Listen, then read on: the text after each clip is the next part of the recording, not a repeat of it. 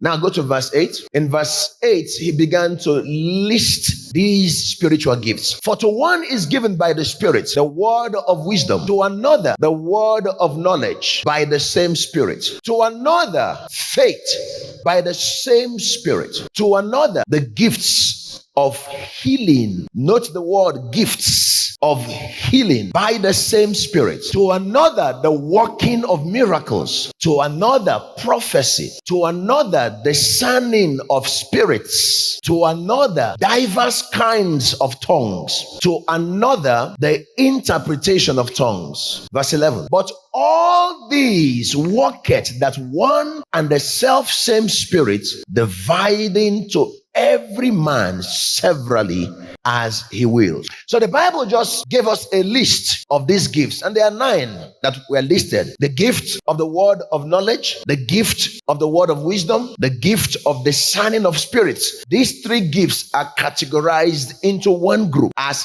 gifts that reveal things to us. Then we have the next category, the power gifts. They are the gifts of healing, the gift of faith, and the gift of working of miracles. These are gifts that do things. And then we now have the last category of gifts, and they are the gift of prophecy, the gift of diverse kinds of tongues, and the gift of interpretation of tongues. These are gifts that say something. These gifts of the Spirit are what enables us to harness the anointing effectively. So when you look at spiritual things, and if you don't really understand them, look at natural things, you will understand them. For example, when I come into my house and there's electric power, I want to see things, I want to hear things, I put on the television set. I begin to see and hear information. These are symbolical of revelational gifts. Your ability to see into the world of the Spirit, to know what's going on there. Then, with my pressing iron, I take my cloth that is wrinkled and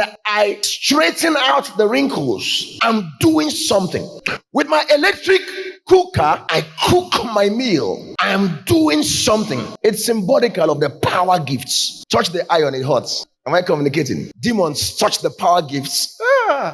Then I connect my microphone to the amplifier and I begin to speak, and we hear the sound. It's saying something. It's a gadget that is helping me to say something. The microphone is helping me, through amplification of my voice, to communicate. That's what the utterance gifts do.